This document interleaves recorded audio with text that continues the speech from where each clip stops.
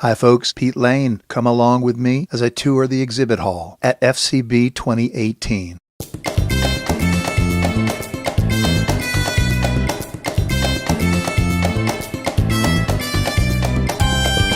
FCB, the Florida Council for the Blind, the Florida state affiliate for the American Council for the Blind, conducted its annual 2018 convention in Jacksonville, Florida. While the exhibit hall was relatively small this year, there were vendors showing valuable merchandise to the blindness community. I had the opportunity to attend the convention, and I grabbed a few interviews with the vendors and with some of the attendees. So come along with me for this brief tour of the FCB 2018 State of Florida Convention on Blind Abilities. You can find Blind Abilities on the web at www.blindabilities.com. We're on Twitter and we're on Facebook. And download our free apps in the Apple App Store and in the Google Play Store. Hi folks, Pete Lane with Blind Abilities. I'm at the Florida Council for the Blind Convention in Jacksonville, Florida. And with me right now is Mike Hage. Mike's got a company called Emerald Coast Vision Aids. He's going to tell us a little bit about his products. Morning, Mike. How you doing? I'm very well, thank you. So my name is Mike Hage. The name of my company is Emerald Coast Vision Aids. We're here at the FCB, and my company is based in Pensacola, Florida. I have a storefront that I have had for 20 years now, since 1998. And it's 3,000 square feet of products for the visually impaired. So everything from reading glasses to CCTVs to reading machines to braille printers, and at all points in between. We are distributors for many of the major brands, including Freedom Scientific, VFO, AI Squared, Humanware, HIMS, all of the names in this industry that you know and love. We are distributors for their products, and we cover 5 states in the southeast: Alabama, Mississippi, Louisiana, Georgia, and Florida. And so if you're unable to come to our store, we will come to you. We had field representatives that cover every one of those states. What I'm proudest about our business is that we don't just sell one manufacturer's products, we sell many. So we offer up to 250 different products for people who are visually impaired. All of them are the best products in the industry. Some of the names I just mentioned. It's quality products, it's quality service, A+ rated with the Better Business Bureau for 11 consecutive years. Not only the products, but the service, because we found that's a missing ingredient in this industry, is the service end of it. So you can buy the products and have them just delivered to your door front in a box, or you can purchase them from a company like mine, and we will deliver them and show them how to use it, typically at no additional price. Those are some of the things that we offer. Very nice. And you do have a physical store presence. Why don't you give us the address for your location? Sure, be glad to. 163 East Burgess Road, Burgess, Burgess Road in Pensacola, Florida. Phone number is 850-473-8081. And the website address is emeraldcoastvisionaids.com. emeraldcoastvisionaids.com. And one more time on the states that you service for me, Mike? Sure. Mississippi, Louisiana, Alabama, Georgia, and Florida. So you will absolutely sell the product from all these top service, top known vendors. You will actually deliver the product, and you will help with setup. We also provide in-depth training on the product, Mike? We provide what we call initial training. It's typically a foundation for using the product. It's up to 2 hours of training on the product. If you want additional training on the product, we offer that as well, but it would be an additional fee for that. Excellent. Mike Hage, thanks so much for chatting with us, and have a great day at FCB. Thanks so much for having me, and contact my company for some outstanding products and services. Hi folks, Pete Lane again at FCB in sunny Jacksonville, Florida. I'm with Justin Keller. Justin is an instructional assistant with the Florida School for the Deaf and Blind in St. Augustine, Florida. Good afternoon, Justin. How are you doing this afternoon? I'm doing well. Tell us what you do at the School for the Blind and a little bit about what the programs are that the school has to offer. I'm an instructional assistant at the Florida School for the Deaf and Blind there in St. Augustine, Florida. We sit on about 80 acres. In my position as an instructional assistant, I predominantly help in mathematics classrooms with Nemeth and tactile graphics. Also, I do braille production, and I'm pretty much an interventionist when it comes to academics with some of our students to get them up to grade level and support the instruction with the teachers. Very nice. Math and Nemeth. Very good. So what other programs does the school have to offer, and who exactly does it cater to? Okay, yeah, we're a state-run but public K through 12 school. We work for all students in the state of Florida, anywhere from the Keys over to the Panhandle, Pensacola, up here in Jacksonville area. We cover all students. Students can also come to us from out of state. However, there would probably be some out of state tuition costs for that to cover some of the expenses, but everything's covered for our students. We have athletic programs such as goalball that's very blind friendly, accessible, and we have a bunch of championships up under our belt for that. We have 3D printers our students learn how to use, a lot of vocational programs, culinary, so on and so forth. The list goes on. Is it a boarding school or is it just a kind of a day school attendance? No, it is a boarding school. Some of our students are local day students. They get bused in from Flagler, Clay, Putnam, Duval County. However, we have multiple dorms there for anywhere from elementary, middle, and high school.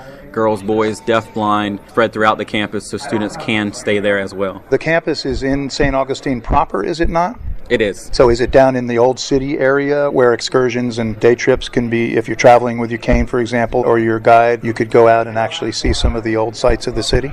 Oh, absolutely. We're smack dab in the historic district. Yeah. We're about 4 to 5 blocks from the fort down there that everybody knows about, and our students, through orientation mobility instructors, fabulous ones.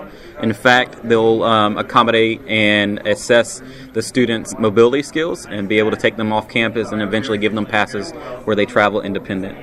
Do they have any off-site presence like TVIs or some out in the state area elsewhere?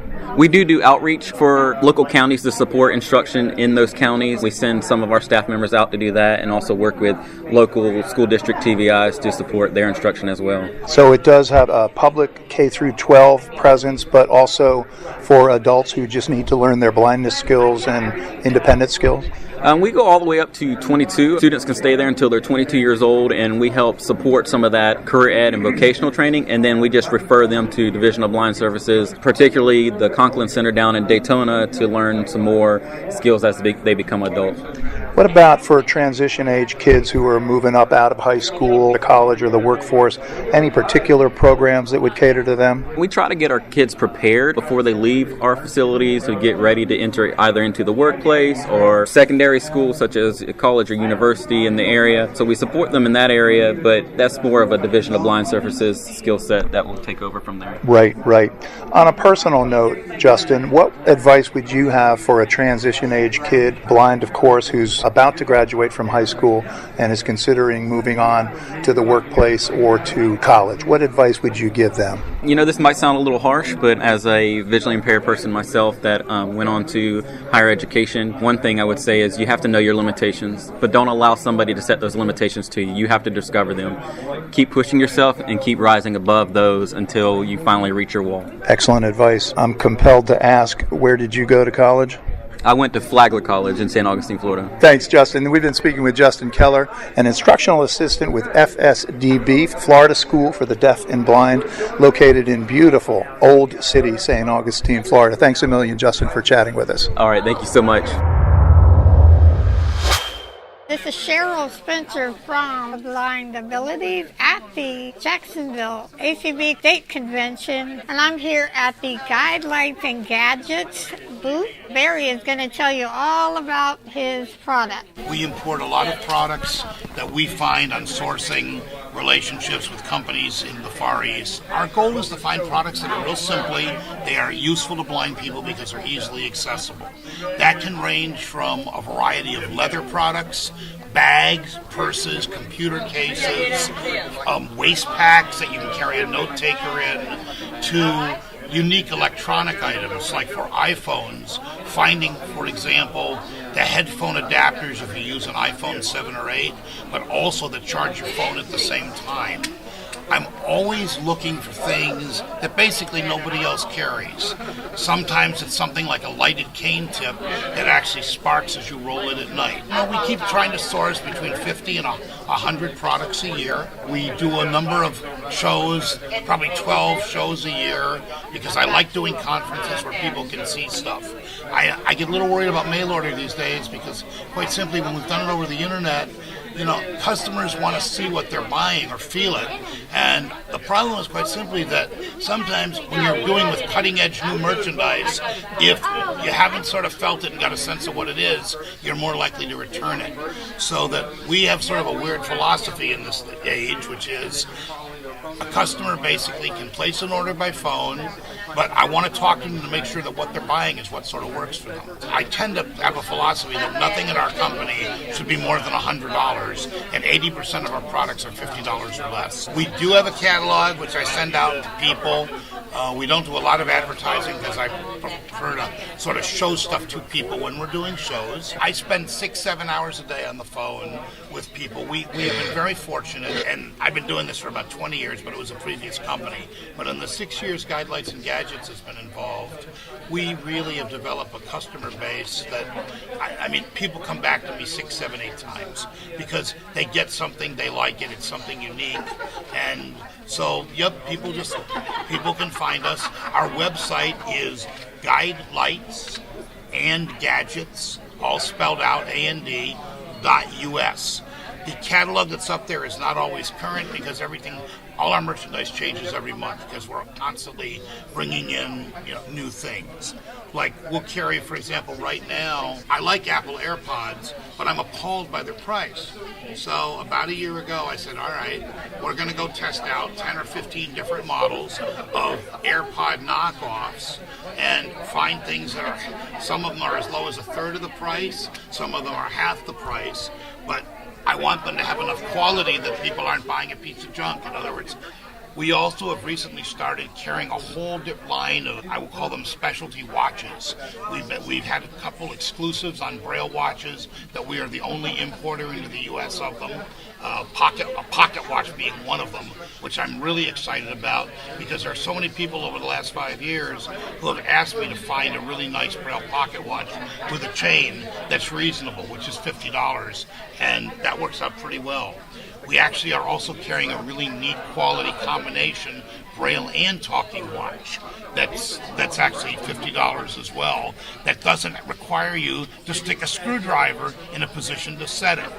And along with that, we've been working with various, I will call them comparable products to the magnetic ball bearing watches that use balls to rotate around the watch. They are not Bradleys. Some of them operate on similar principles, but we've been trying to find things that are less expensive than Bradleys, but to do the same thing or do a degree that satisfies customers. And we've had some success with that, with companies that have manufactured them again abroad. Our website is guidelightsandgadgets.us. I am Barry, the last name is Scheuer, S-C-H-E-U-R, and our corporate office phone number is 617-969-7500. I answer the phone. It's pretty much from 7 or 8 in the morning till 5 or 6 at night.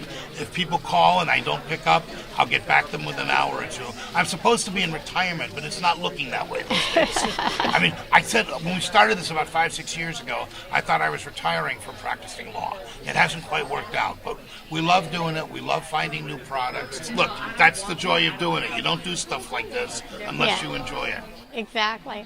Well, I certainly enjoy coming to see you every time you're in town. The quality of your merchandise is superior. I appreciate you guys do great podcasts. One of my first stops at night is to find out what's showing up on the day on my podcast channel. So that's pretty cool for what you guys do, too. Thank you. So thank you so much, Barry. Thanks, Sharon. We look forward to seeing you again at another time. Yep, thanks. Thank you, and that's me signing out for Blind Abilities at the ACB Convention 2018 in Jacksonville, Florida. Hi folks, Pete Lane again with Blind Abilities. I'm here with Paul and Patty Odem. They are owners of the business Paul Odem's Opals and Gems, and I wanted to say hi to both of them. Hi guys.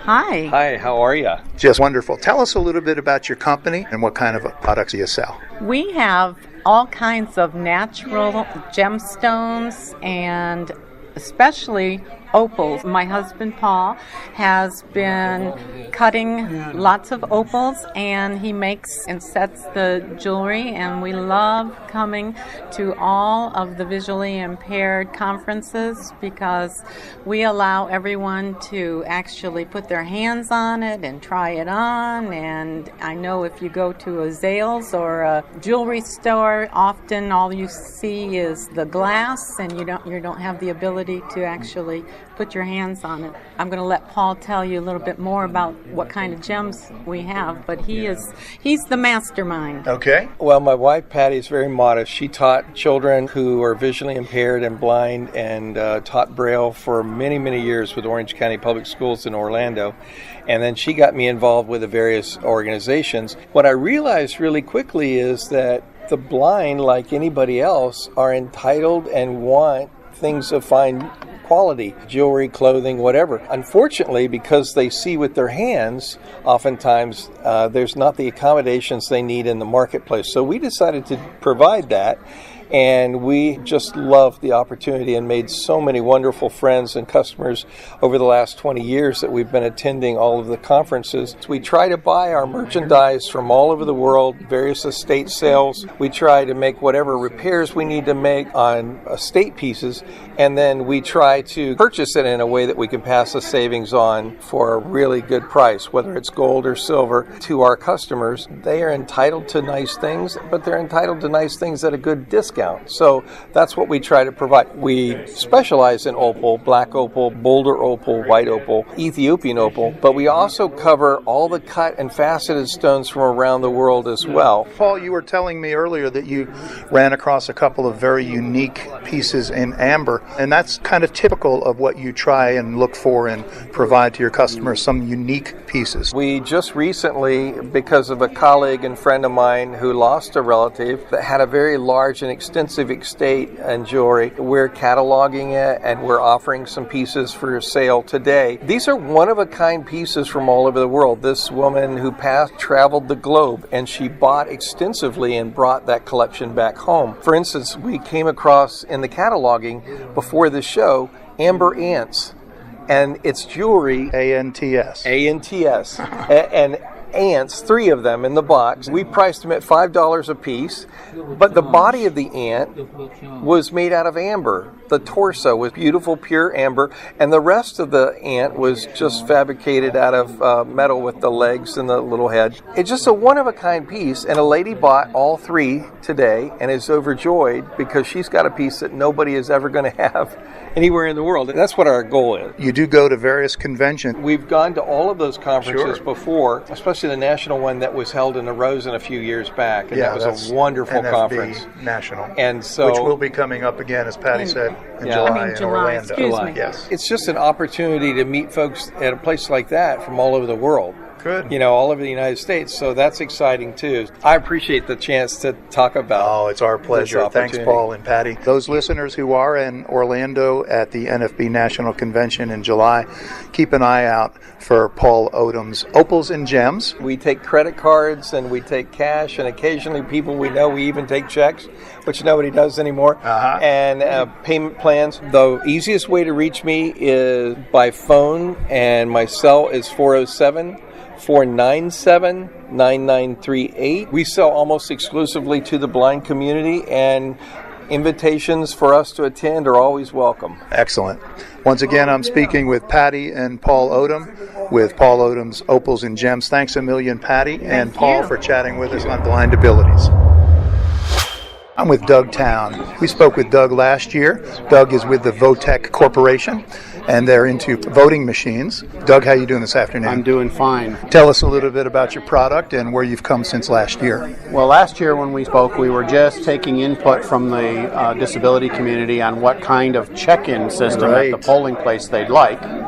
So we've taken all that input, and what we have here now is the check-in system that we've developed for the blind and people with all kinds of disabilities. So when you go to the polling place, you know, they used to look you up in a big binder of paper. Right. So they're replacing those now with electronic systems. And because they're doing that, those systems have to be accessible.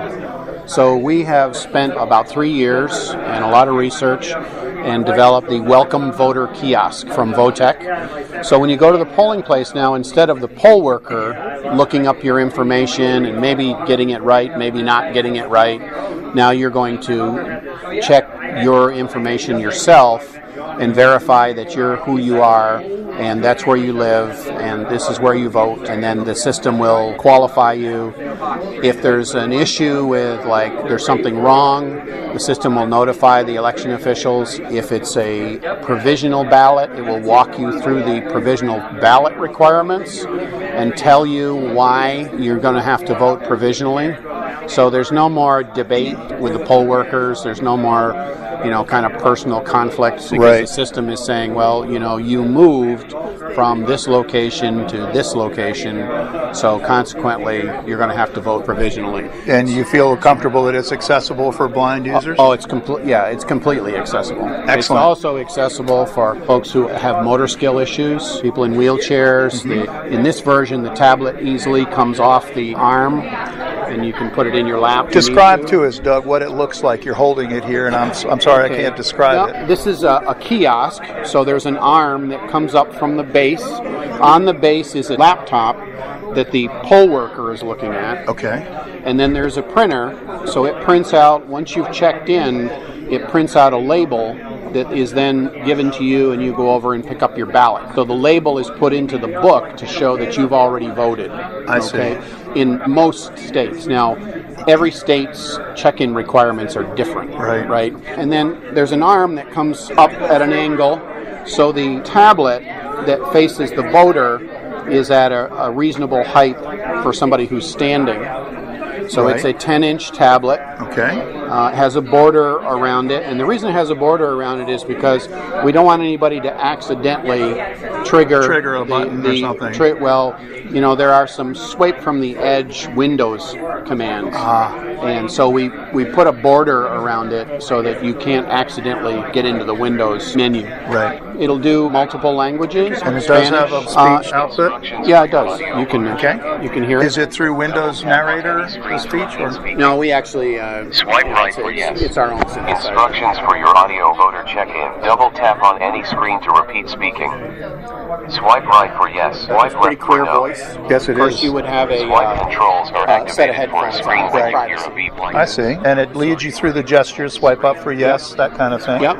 Very cool. And it will allow you to look at your address. At any point, you can say, look, that's not my address, or that's not me. Where is this in place? Is it already they're using it adopted? in Texas. They're using them in Illinois, Nevada. We have all but one county in Nevada. Ah, nice. So this is something that's going to come to every state. We are the only company that has invested the time and money to make sure that our system is fully accessible. Right. I remember you were asking for input last year. Yeah, exactly. Yeah. Very nice. Well, back in 2000, 2002, when we started designing accessible voting systems, engineers decided what the disability community needed, and then said, here it is, take your choice. So when we started this time, I started going to the disability community and saying, what do you want? So the disability community itself designed this system. So how can listeners help? The best thing to do is go to VoteTechDesignedForAll.com. Spell it, please. VoteCheckDesignedForAll.com. Great, okay. And you can sign up for our newsletter, you can take our little survey on there, and then we can inform you, because this will come to Florida eventually. In fact, the Florida Council of the Blind is considering a resolution tonight demanding that the Secretary of State issue requirements for all poll books to be accessible. So we're hoping they're going to pass that resolution. So. Excellent. Well, Doug, thank you very much. Great to talk with you again. Once again, that's the VoteTech Corporation. You can find them on the web at VoteTechDesignedForAll.com. We'll have a link to that in our show notes. Thanks a million, Doug. You take care now. Thank you. Thank you. Hi, everybody. This is Pete Lane with Blind Abilities, and I'm sitting at the lunch table here at FCB 2018. I'm sitting next to Sherry Mollengrath. Sherry is one of the organizers and members of the host chapter of the Jacksonville Council of the Blind. Sherry, good morning. How are you doing? Hi, Pete. Nice to have you here at the 2018 State Convention of Florida Council of the Blind. It's my pleasure, and I've got to say, your hospitality is endless.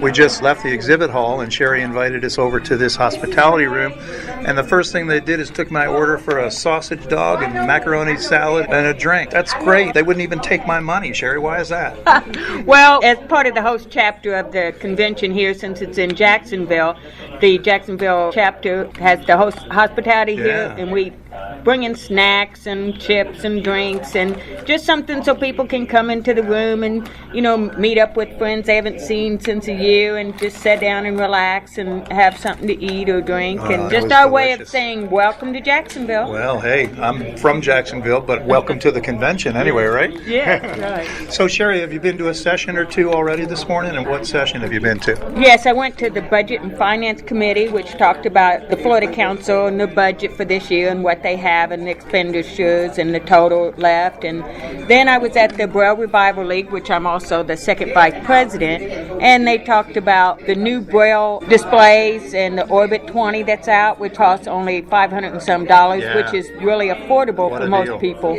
Very nice. Who else is with me? Anybody else want to say hi to Blind Abilities? Hello. Hello. Who are you? What's your name? I'm Heather.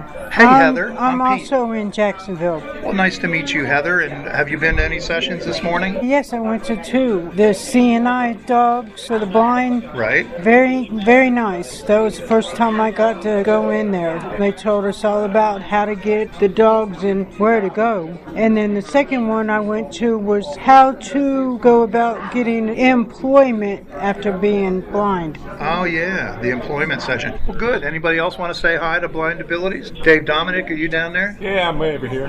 Hey. Hello. Enjoying the convention, especially the hospitality room. Nice of them to provide this for people here. Here comes Doug, Dave. Doug, head this way, please. This is Doug Hansard, the one and only. Mr. Wu. Mr. Wu. What's this convention mean to you, Doug?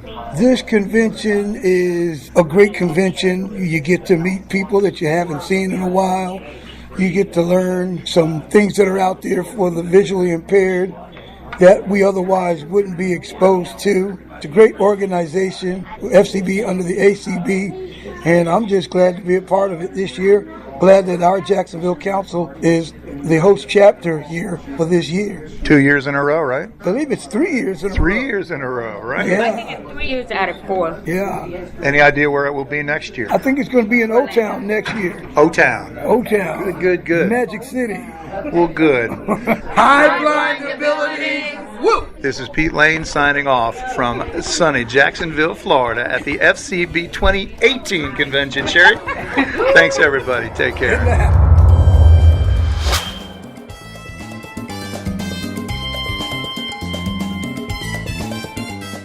This concludes our brief tour of FCB 2018. I'd like to thank all the vendors for taking time out of their busy day to chat with me. I'd also like to thank Cheryl Spencer for chipping in with the interviews. You can find more podcasts with a blindness perspective on our website at www.blindabilities.com. We're on Twitter and Facebook, and of course, download our free apps in the Apple App Store and the Google Play Store. Thanks so much for listening, and have a great day.